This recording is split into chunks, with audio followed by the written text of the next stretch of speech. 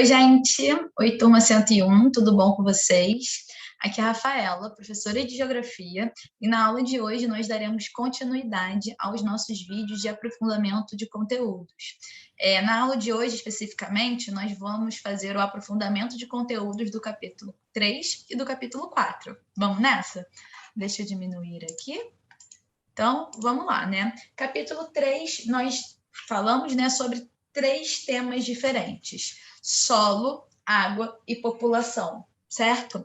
Quando nós tratamos sobre solo, né, nós falamos especificamente sobre a preservação do solo, né, sobre atitudes para preservar as características de fertilidade desse solo, certo? Depois, quando nós falamos sobre água, né, nós falamos sobre a crise hídrica, certo? Por quê? Porque apesar, né, da maior parte da superfície terrestre ser recoberta por água, essa água é uma água salgada, né, que vai estar ali localizada em oceanos e mares, e por ser uma água salgada, ela é inadequada para o consumo humano, certo? Além disso, a água doce, né, já tem um total pequeno, e do total dessa água doce, apenas uma pequena parte vai estar disponível ali em rios e lagos. A maior parte da água doce ela se encontra congelada, né, nas geleiras, e o restante encontra-se, né, no subsolo, em águas subterrâneas. E o que acontece? A gente vai ter esse desafio da quantidade de água disponível e da distribuição dessa água doce, porque ela não ocorre de maneira homogênea, né, uniforme pelas regiões do planeta, né, ao longo do globo. Diversas regiões sofrem com escassez de água doce. E o que acontece? A gente vai ter esse cenário natural, né, da distribuição dessa água doce e o aumento da população mundial, das atividades de agricultura e da indústria de alimentos, precisam, né, acompanhar o crescimento populacional e cada vez mais usam mais água doce para poder aumentar a sua produção, certo? Mais da metade da água doce consumida do mundo é usada para irrigação, né, em atividades de agropecuária, e, além disso, grande parte também é utilizada na indústria. Fora todo esse cenário, uma questão, né, é a poluição. A poluição da água doce é um problema que cada vez mais está se agravando. Rejeitos industriais, esgoto doméstico lançado sem nenhum tipo de tratamento, descarte de lixo, né, nesses corpos hídricos em lugares inadequados estão se tornando cada vez mais comuns e são um problema, né, para os nossos recursos hídricos, para a nossa disponibilidade de água doce. E a população acaba sofrendo, né, reflexos, impactos no seu recebimento da água doce. Nós, cariocas, né, no início do ano passado, em 2020, nós passamos por um episódio, né, bastante marcante de problemas relacionados ao abastecimento da SEDAI, né, quando a gente começou a receber nas nossas casas uma água turva, com um gosto estranho, um cheiro forte, porque tinha sido contaminada com a geosmina, né? Além disso, em 2014, a gente também já tinha passado por um episódio aqui envolvendo, né, as cidades do Rio de Janeiro e São Paulo com problemas de abastecimento. E, né, a gente está falando de problemas de abastecimento, mas tem regiões do mundo que não tem água, basicamente. Norte da África, Oriente Médio, Sul da Ásia, Norte da China, são regiões com a maior escassez de água do mundo. Essas áreas elas não produzem a quantidade necessária de alimentos, agravando, né, cenários de fome, de pobreza, além de doenças relacionadas à má qualidade da pouca água existente nessas regiões. Apesar desses episódios, né, problemáticos que eu mencionei aqui, o Brasil ele se destaca, né? Ele é um privilegiado dentro do ponto de vista hídrico, porque o Brasil é o país que tem a maior rede de rios do mundo, certo? Porém, a gente também se encaixa nesse quadro de distribuição irregular. Por quê? Porque, por exemplo, a região da Amazônia possui uma grande disponibilidade de água doce e é a região que possui a menor concentração populacional do país. Já que o Sudeste, nós vamos ter o contrário. Nós temos a maior população do país e temos uma quantidade, né, bem menor disponível de água doce, certo? Aí, dentro desse cenário de crise hídrica, nós comentamos algumas, né, atitudes, algumas alternativas para economizar água, falamos sobre o reuso, né, sobre a ideia do aproveitamento da água de chuva, a técnica de dessalinização. Depois, nós fomos para o último tópico do capítulo, né, ligado à população. Falamos sobre o crescimento populacional do mundo. Acompanhando, né, os números, nós vemos que o crescimento populacional é uma realidade, né? Acredita-se que no ano de 2050 o mundo terá cerca de 9 bilhões de habitantes. E esse crescimento traz desafios, traz questões, traz problemas, como, por exemplo, né, a questão do abastecimento alimentar, uma possível escassez de água, o aumento da poluição, pandemias como essa que a gente está passando agora, é uma possibilidade que ela aconteça com cada vez mais frequência, né? Além disso, né, vamos ter desafios relacionados à criação de emprego, a meios de habitação, educação, transporte, enfim. Tudo isso, né, tem que ser pensado para acompanhar esse crescimento populacional. Quando a gente fala, né, de população, existe uma técnica, né, um artifício utilizado para fazer esses estudos populacionais, que é a pirâmide etária. O que é a pirâmide etária? É basicamente um gráfico que permite analisar a distribuição por idade e por gênero, certo? Do lado direito do eixo vertical vai estar ali codificada a população feminina e do lado esquerdo a população masculina, né, distribuída pelas faixas de idade. A pirâmide etária é um excelente artifício para fazer os estudos populacionais, né? Porque a gente consegue ter uma noção da distribuição da população. Então, ela é muito legal para, por exemplo, pensar em políticas públicas.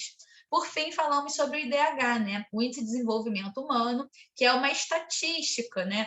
Ela é um dado calculado a partir da expectativa de vida ao nascer, da educação e da renda dos habitantes de uma cidade, de um estado, de um país, e a partir dela, tenta-se medir a qualidade de vida da população, certo? O nosso aprofundamento vai ficar na questão da preservação do solo, né? Nós vimos que processos de erosão, de salinização, desertificação, o descarte excessivo e inadequado do lixo acabam degradando o solo. O solo ele precisa receber um tratamento adequado para manter a sua fertilidade e assim não desequilibrar o sistema produtivo. No capítulo 3, nós vimos algumas atitudes para a preservação do solo, né? A primeira foi o plantio em curvas de nível, que é uma técnica que consiste em preparar o solo e plantar de acordo com o nível do terreno, assim a gente diminui a erosão, né? Depois nós vimos a rotação de culturas, que como o próprio nome já fala para a gente, né, é a alternância de cultivos em uma determinada área agrícola, onde a gente não repete, né, o mesmo gênero, o mesmo cultivo em safras consecutivas. Assim a gente consegue aproveitar ao máximo a fertilidade do solo e também, né, manter as características de fertilidade, certo? Outra atitude, né, que nós vimos foi o florestamento e o reflorestamento, que são técnicas indicadas para solos com baixa fertilidade, propensos à erosão. Esses solos eles devem, né, ser ocupados com vegetação densa, permanente, como é o caso das florestas. Depois nós falamos sobre a recuperação de pastagens, essas pastagens, né, que são atingidas por pisoteio excessivo, e esse pisoteio excessivo torna o solo escasso. Então, uma alternativa, né, para a recuperação dessas pastagens é conciliar atividades de pecuária com a produção de grãos. Falamos também do plantio direto, onde o Brasil se destaca nessa técnica, né? É um sistema que, com uma única operação, a semeadora abre o sulco, coloca a semente, coloca o adubo e fecha ali a abertura, né? O sulco, certo? E, por fim, nós falamos sobre a irrigação controlada. Quando você não tem um controle da irrigação, né, da quantidade de água que você está colocando ali na sua plantação, você pode levar a um processo de salinização do solo e uma consequente desertificação. Então, para evitar esse problema, a quantidade de água que vai estar ali, né, molhando, abastecendo aquela lavoura, ela deve ser controlada, né? Como, por exemplo, com técnicas de gotejamento. Beleza, galera? No capítulo 4, né, o próximo capítulo que nós vamos fazer o nosso aprofundamento, também falamos de três tópicos, de três assuntos, né? Cidades, combustíveis e agricultura. Quando nós falamos das cidades, nós vimos, né, que a urbanização é uma tendência mundial, ou seja, cada vez mais as pessoas vão morar em cidades, em ambientes urbanos. Essa tendência, ela ocorre em todo o mundo, certo? E cada vez mais nós vamos ter crescimento das cidades, né? Nós vamos ter cidades maiores, inclusive, né, vai emergir que é o nosso conceito da megacidade, né? Cidades com mais de 10 milhões de habitantes, onde Tóquio é a maior megacidade do mundo, possuindo quase 40 milhões de habitantes. E o que acontece, gente? Com esse crescimento, né, de áreas urbanas, também vamos ter desafios ligados, né, a esse crescimento.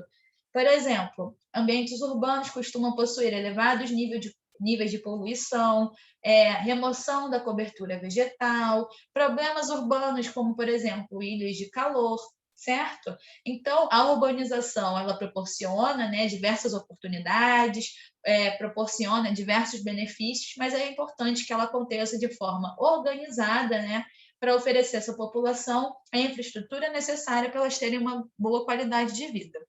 Depois falamos sobre combustíveis, certo? E, por fim, né, no capítulo 4, nós conversamos sobre as grandes potências agrícolas, onde nós estudamos, né, Estados Unidos, com os seus belts agrícolas, né, aqueles cinturões que não são áreas monocultoras, né? A gente vai ter ali um cultivo principal, que vai dar nome ao cinturão, e cultivos secundários. O nome do cinturão é relacionado a esse cultivo principal. Aí nós vimos, né, que tem o cultivo de trigo, que é o wheat belt, né? Eles vão ser conhecidos pelos seus nomes em inglês, né? Cultivo de algodão, que é o cotton belt, a criação do gado leiteiro, que é o dairy belt, o cultivo de milho, enfim, entre outras. Depois nós vimos a União Europeia, que também tem, né, um perfil de desenvolvimento das atividades agrícolas ligadas, né, a uma agricultura empresarial, certo? Nós vimos que a União Europeia ela vai ter uma produção menor que os Estados Unidos, com um cultivo ali, né, diversificado e com muito apoio governamental, certo? O nosso aprofundamento vai ficar na questão dos combustíveis, né? Ao longo do capítulo, nós começamos falando sobre os combustíveis fósseis, certo? Aqueles recursos naturais não renováveis que vão incluir o petróleo, o carvão mineral e o gás natural. Esses recursos, gente, eles demoram milhões de anos para se formar. Eles se formam, né, a partir da decomposição de restos de plantas e de animais. E esses recursos, eles atendem cerca de 85%, né, das necessidades do uso de energia mundial. Ou seja, a sociedade, né, a humanidade é extremamente dependente desses recursos, certo? Dentre esses recursos, né, esses combustíveis fósseis, o primeiro, que é o maior destaque, né, é o petróleo, né, que a gente é o mais importante, é o mais utilizado. Por quê? Porque o principal derivado do petróleo é a gasolina, né? Então, ele começa a ser utilizado em larga escala ali no século XX, com o desenvolvimento da indústria automotiva, mas o petróleo ele vai estar presente, né, em diversas outras atividades.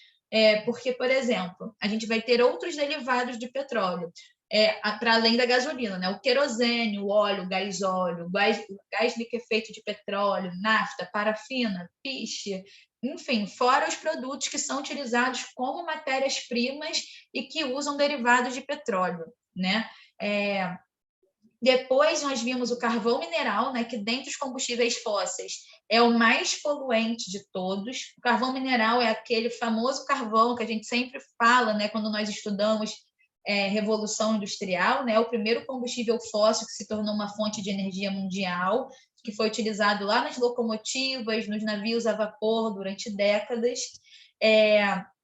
E existe toda uma discussão, né, a respeito do uso desse carvão, exatamente por causa desse potencial, né, poluidor que ele é. Depois falamos sobre o gás natural, que vai ser um contraponto, né, do carvão. Por quê? Porque o gás natural, ele, dentre os combustíveis fósseis, é o menos poluidor, de todos, né?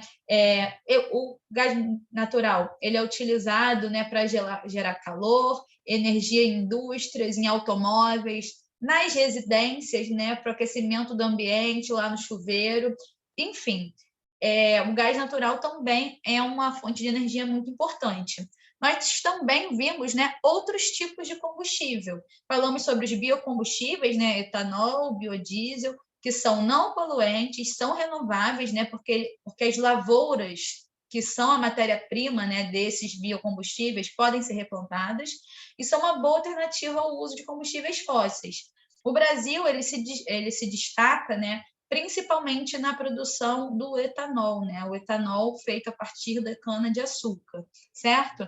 Mas outras fontes de energia renováveis e sem emissão de poluentes são, por exemplo, a energia hidrelétrica, a solar, a eólica, né?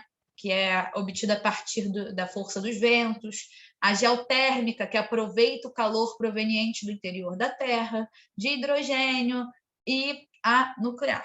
Beleza, gente? Deixa eu abrir aqui. A gente encerra aqui o nosso aprofundamento de conteúdos, tá bom? Fiquem bem, se cuidem e até a próxima. Tchau, tchau.